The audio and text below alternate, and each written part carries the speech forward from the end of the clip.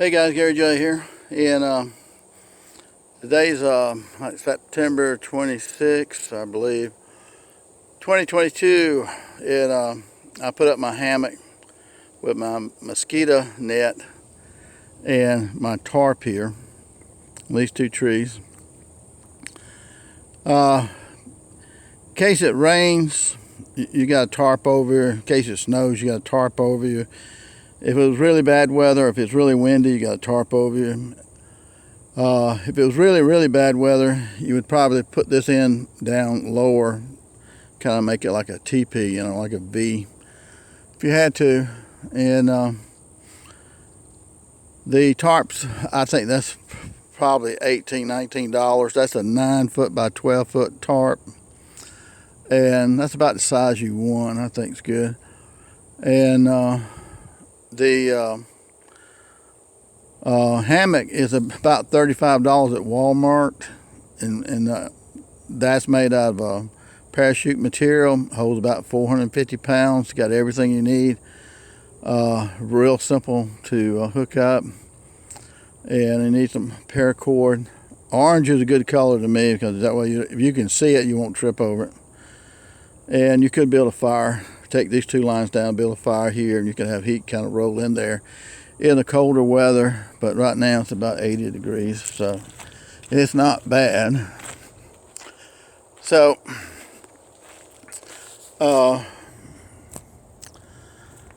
with these, maybe a little hard for you to see it, but this right here is your hammock parachute material, and this is your mosquito netting right here, which is so fine, nothing can get through that.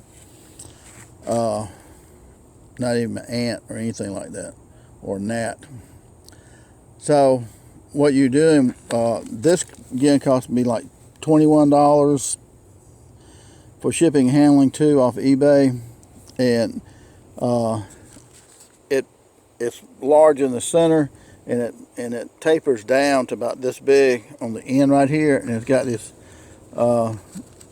cinch knot system here, and there's a little plug that helps you cinch the end of it. But the zipper on this is in the center, so you can zip it on this side or that side. It's got zippers for the outside, zippers for the inside on both sides. So you zip it down one side of the netting here, and then you take the end of your parachute hammock material here that has this thick paracord here on it, and you just run it through the inside of the netting through this small hole right here, and then you can cinch that down, and then this loop right here is on the hammock material itself. So you have like a carabiner here, you just hook that on here to that, and then this strap here is really, I love the way they designed the strap, because these white marks right here, this one here, this is heavily sewn together, so it opens up, and that's as far as it'll go. Each one of these, got about 8 of these. So depending on the tree and all that stuff and how long you need it, we got plenty of strap here. You just put the carabiner through whichever loop you need. Now, when you put up a hammock, always have a 45-degree angle. If you have your hammock straight in a row, that's not good. For example, if you have a 100-pound person sitting here, I know it's make-believe, 100-pound person sitting here, they probably weigh about 100, 125 pounds with a 45-degree angle. If you have that same 100-pound person and you have this thing so tight that it's going straight across level with the ground, that 100-pound person is now turned into like a 400-pound person because of that. And so that's why you need this 45-degree angle. Because these are rated for about 450, 500 pounds on these hammocks, at least this one. And this is a cheap hammock. I mean, $35, $36 at Walmart. But it works great, and it's very comfortable. And so adjust your strap so that you'll get this 45-degree on both sides over here. And one of the things too is that when you're doing this, when you walk up to a tree like this right here, and if your eye level's here, put your strap about a foot higher than your head, okay? And this will help give you the proper angle. Do that on both trees. Generally, you want the head section here, where if your head's going to be here, a little bit higher than your feet. And when you lay in a hammock, don't lay in a hammock like a banana. See, it's like in a banana shape right here. The hammock is like a banana shape. Don't lay in the hammock in that banana shape.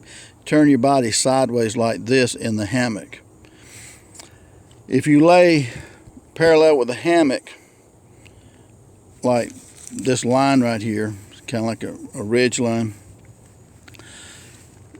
If you lay straight with the hammock, your feet will be up and your head will be up over here, and your back will be in this curve. That may feel real good for about an hour, but after that, it's going to be uncomfortable. So you turn your body sideways. Feet are this way and your head this way, because the hammock is really wide. It's a lot wider than you think it is. And when you do that, when you turn your body sideways, your body will be laying pretty much flat almost. Your feet may be up a little bit, but you'll feel like you're in your bed that way. Your body will be kind of flat. So lay in it sideways. And with this kind of ridge line, one may call it that, the purpose of this is to get this angle that you want, this curve that you want. And you put this ridge line and you tie it into a knot where it cannot extend or contract any. And so every time you put up your hammock, it will always be with that same arc to it, that same arc. So that's the purpose of that. Plus, if you want to get out of the hammock, you can grab this right here because it's paracord and it's strong, and you can pull on it, okay, to help pull your stuff up. So that's another advantage of having this right here. And so that's how it works. So the whole hammock is inside the netting, and there's a lot of netting right there, okay? So cinch the ends off here so that nothing can crawl in here, and when you're laying in there, it's going to be kind of widened out, and it's going to be like a teepee with the netting. So that's how that works. And the tarp here is with this line right here. This line could be a little bit tighter, but this line right here is use a trucker's hitch type knot for these kind of lines. But there are several ways that you can do your tarp. Now the tarp goes all the way down here toward the ground, about a few inches off the ground. And the tent stakes that you use on these tarps, it's wise to use those heavy duty tent stakes that are like 12, 14 inches long. And especially if you get any kind of high winds or whatever, it's going to help a lot with that. And so yeah, you can make it into like the army tents, were kind of this V shape. If the wind is really, really bad and you got snow and all that, this particular setup here is like for a little bit warmer weather, or you can have a little bit cooler weather. But again, you can move these two lines right here and have a campfire here, and the heat could come underneath here and roll, and it wouldn't go out the back side. And this right here, the wind stop kind of back here. Now this is pointing east and west. You can put it any direction you want it, depending where the sun is, whether you want the sun on you or you don't want the sun on you, or if the wind is blowing, you can, hook it up to trees where, you got this side blocking the wind if it's real windy and it's cold or whatever. And it doesn't take but a second to flip, to take these stakes out right here and flip this back over the other side, And that way you can look at the stars, anything else perhaps. So, on the moon at night. So it works really well. But these straps and ropes and stuff, you always make sure that they're hanging. If you got them on the ground, any bug or anything like that could crawl on the ground and climb all the way up here and then all the way down here. And could be aggravating. But that's kind of how she looks. Okay, in the center part right here of your netting, dead center, you got this right here's a little bag your netting goes back into. And you got the zippers here. They're generally at the top. And you just unzip it, and as it opens up right here, it'll just spread out as far as you want it to go. And you just climb in to your hammock. Now there's a way to get into the hammock, and there's a way not to get into the hammock. Okay, I just unzipped it right here. When you get into your hammock, this is the edge of your hammock right here. Sit down on like the first 12 or 13 inches of the hammock itself. Don't sit down on it like this right here, because you can flip over. Pull this out right here and sit down just on like the first 14 inches of it, and so you got all this other part of the hammock there. And as you sit down right here, reach back and grab this part right here and just put it up over your shoulders like a shawl or something like that. And then you can just lean back and just fall back, and you won't flip this thing at all. They're not that easy to flip if you know how to get in, but you don't sit on it like this right here and then lean back, because you will flip over. You just pull out this part right here and sit on like the first 2 hands width or so, and then pull the back of this right here up over your shoulders if you're not used to being in a hammock, and just lean back. Now sometimes people will leave the hammock up like this right here and just sit down on top of it. It makes a very comfortable chair too. So you can do it that way too. But once you're inside, like I said, this spreads out real far. So once you're inside and all, you just zip it back up. So it's got zippers on the outside, it's got zippers on the inside, and it zips on either side the same way. So it's pretty simple that way.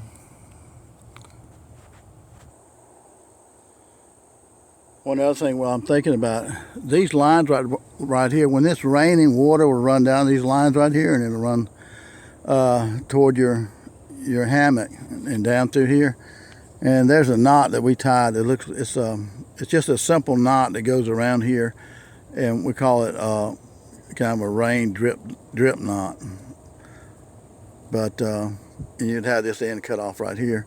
But anyway, tighten that up, and the water will hit this right here, and then it'll run down it and just drip straight off of this without going to the hammock. So that's a good thing to do too.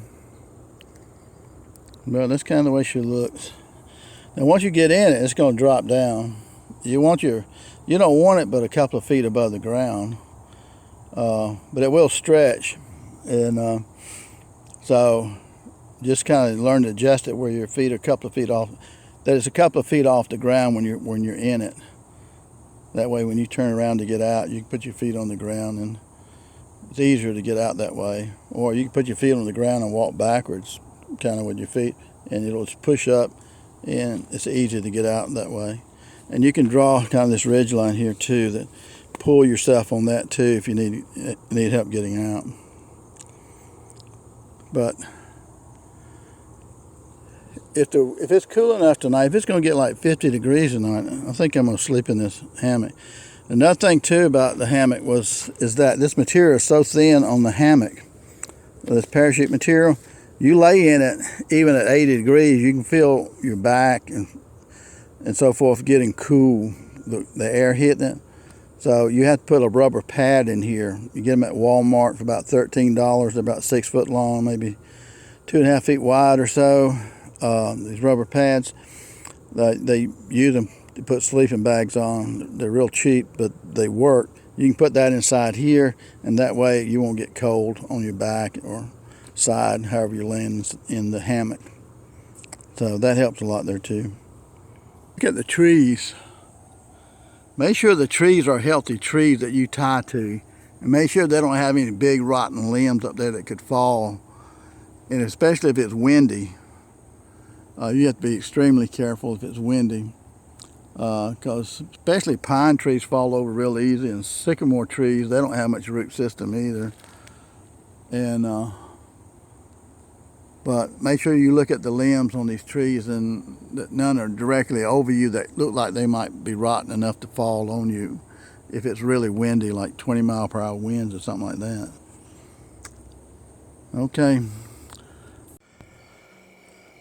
Okay, it's about 10:30 p.m. I'm gonna build a fire.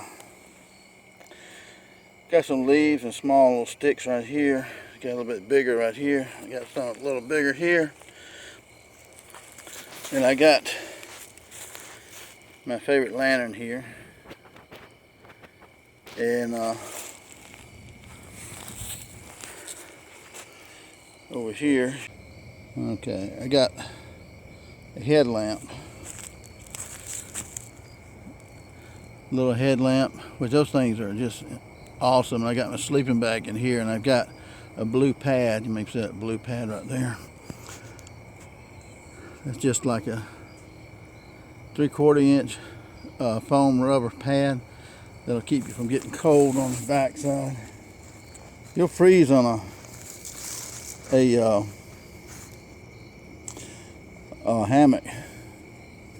Supposed to be down 52. This is October. This is September 27th, I do believe. 2022. I'm gonna get this fire going here.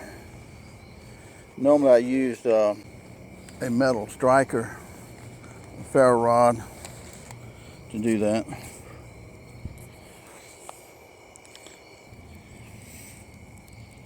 Okay. We do have ignition source here. I got some dead wood right here. Should catch up. Yeah, smoke it out of my face.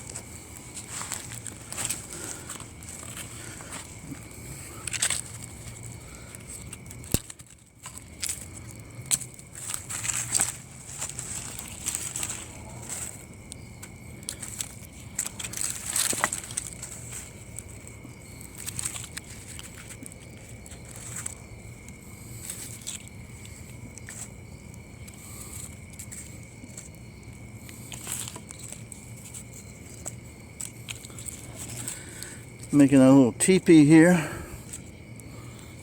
Always helps.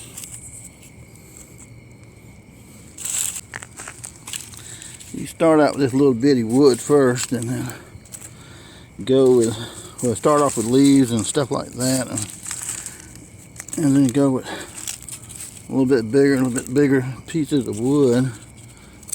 If you got some dead wood, that'll really help it get going too.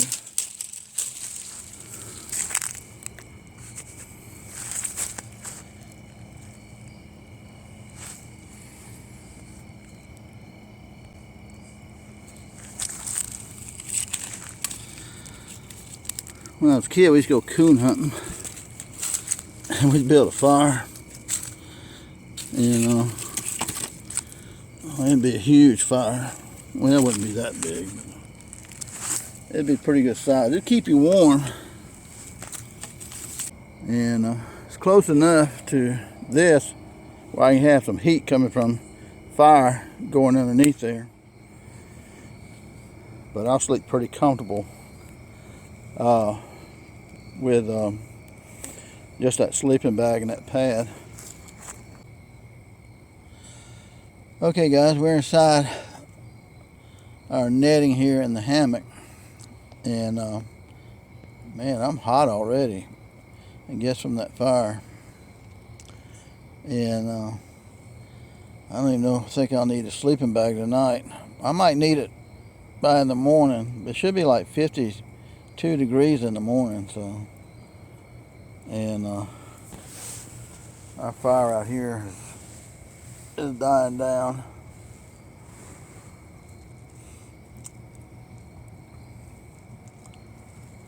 The little bugs want to come to the light. And zip this up. Alright guys, thanks for watching. Gary J. Well, it's about 7 a.m. now. The birds are starting to wake up. They're a little bit slow this morning.